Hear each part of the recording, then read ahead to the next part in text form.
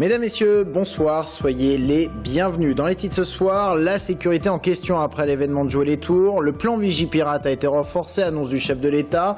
La sécurité autour des commissariats également, le point dans ce journal. L'agression des policiers samedi dernier s'est invitée hier soir au conseil municipal de Jouer les Tours. Le maire a exprimé lors d'une déclaration sa tristesse et son émotion. Il aurait approché des joueurs du Tour FC hors mercato. Voilà pourquoi Jean-Marc Ettori, le président du Tour FC, porte plainte contre Roland du Châtelet auprès de la FIFA. Plus d'explications à la fin de ce journal.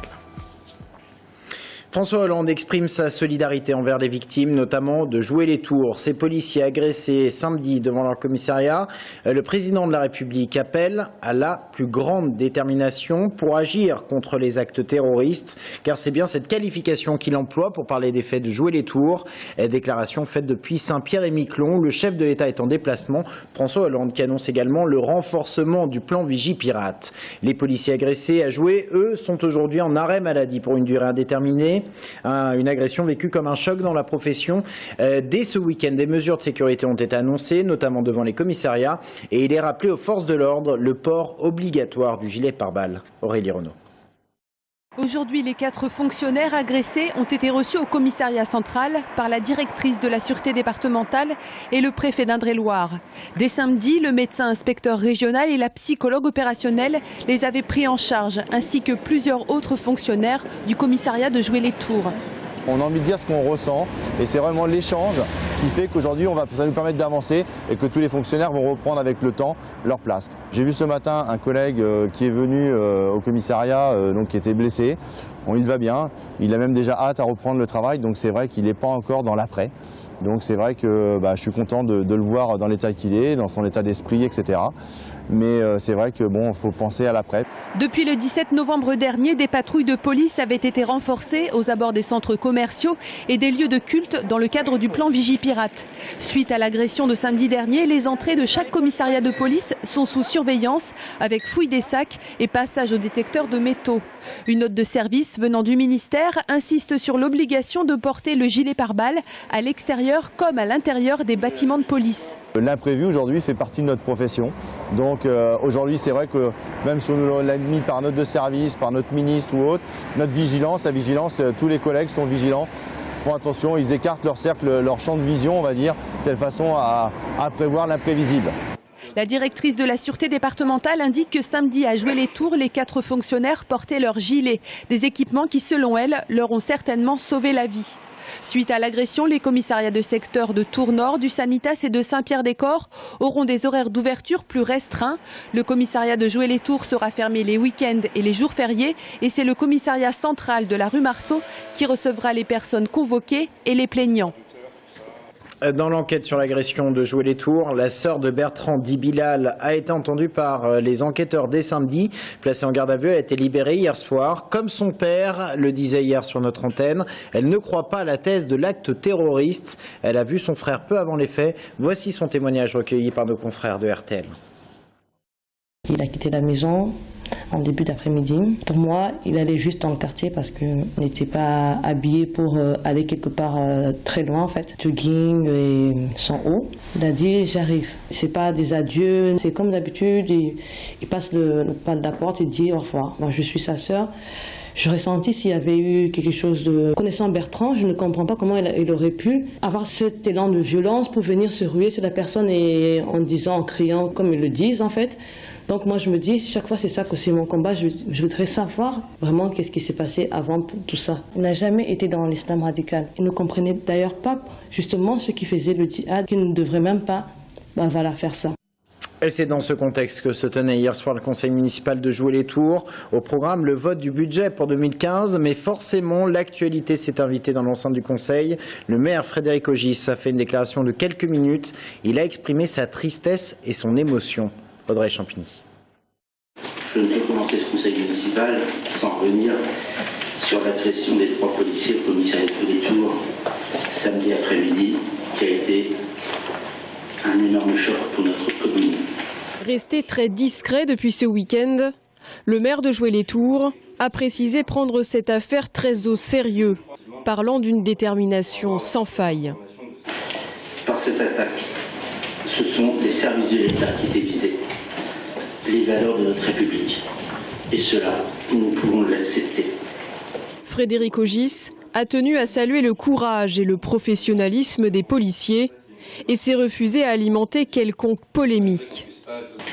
Il ne faut pas provoquer de phénomène de peur. Je laisse les polémiques aux polémistes. Ils seront comptables de leurs contradictions. Pour l'heure, il faut agir pour que cet acte reste et demeure un acte isolé.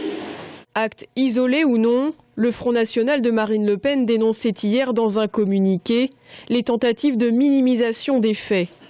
Pour l'élu frontiste de jouer les tours, ce drame est le signe d'une politique qui va mal. Mon avis, c'est que les choses s'aggravent dans ce pays et les choses s'aggravent en Touraine également.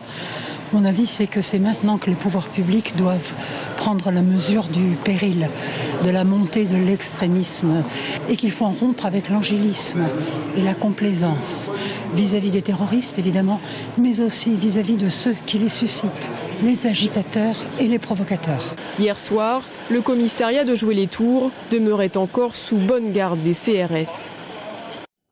Dans le reste de l'actualité, une mobilisation suivie, celle des généralistes. Ils se sont mis en grève aujourd'hui et ce jusqu'au 31 décembre. Un chiffre pour l'Indre-et-Loire, 70% des cabinets médicaux auraient été fermés aujourd'hui, chiffre délivré par les syndicats de médecins.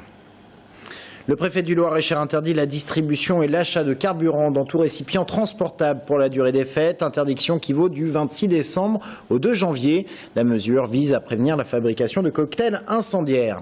Toujours en bref, une alerte à la bombe dans un supermarché de Chissey en Loir-et-Cher. C'est un appel malveillant qui en est à l'origine. En raison du contexte, le supermarché a été immédiatement évacué. 300 à 400 personnes ont été priées de sortir. Des démineurs sont venus sur place et une enquête a d'ores et déjà été lancée pour opérer l'auteur de l'appel. Des gendarmes qui ont déjà des pistes, nous a-t-on communiqué. Et toujours dans le Loir-et-Cher, un nouveau président pour le domaine national de Chambord. Il s'agit du député socialiste de Mayenne, Guillaume Garot. La décision avait été prise lorsque François Hollande est venu visiter le domaine la semaine dernière. Décision actée en Conseil des ministres. Le directeur général Jean Dossonville est quant à lui reconduit dans ses fonctions. C'est lui qui assure la gestion exécutive. Nous vous en parlions hier soir, le président du Tour FC porte plainte auprès de la FIFA contre Roland Duchâtelet, ce Belge, qui a voulu racheter le club tourangeau. Pour Jean-Marc Ettori, il déstabilise le Tour FC. Des joueurs auraient été approchés hors période du mercato et cela, c'est interdit. Thomas Blanc. Ce n'est pas nouveau, le milliardaire belge Roland Duchâtelet porte de l'intérêt au Tour FC. Il s'était manifesté cet été avec la vente d'Andy Delors, il était revenu à la charge il y a quelques mois. Et vendredi soir, lors de Tour FC Le Havre, surprise, le nom de Duchâtelet a refait surface. Et je vous annonce aujourd'hui que j'ai mandaté notre cabinet d'avocats pour déposer une plainte à la FIFA, déposer une plainte au pénal pour des manœuvres vraiment indignes de quelqu'un qui se dit la 10e fortune de Belgique. Mais pourquoi une telle démarche? Il semblerait que des agents du Standard de Liège aient récemment contacté des joueurs du Tour FC. Christian Kouakou serait dans le viseur du club belge. Or, en dehors du mercato, ces prises de contact sont formellement interdites. Mon avocat l'a eu aujourd'hui. On lui a expliqué que nous avions des preuves et que c'est indigne. Aussi solides soient-elles, ces preuves iraient d'ailleurs davantage à l'encontre de l'agent que du président. Bref, Jean-Marc Ettori protège le Tour FC et il s'avère au final que c'est surtout la première fois que l'on tient tête au milliardaire belge. Si ça tombe, ici c'est juste une question d'orgueil, on s'est opposé à lui dans la vente d'Andy Delors. Voilà, ça a sans doute explosé, c'est sorti dans les médias, il a sans doute pas aimé et maintenant il est capable de faire des misères à Tours juste pour ça, quoi. Dans ce duel de présidents, reste à savoir maintenant si cette plainte viendra décourager le milliardaire belge. Au vu des résultats actuels, on ne devrait pas le revoir de sitôt, mais il y a fort à parier que des défaites dès janvier pourraient relancer l'affaire. Reste avec nous dans un instant, notre invité Haïm Corsia, grand rabbin de France, et dans un instant.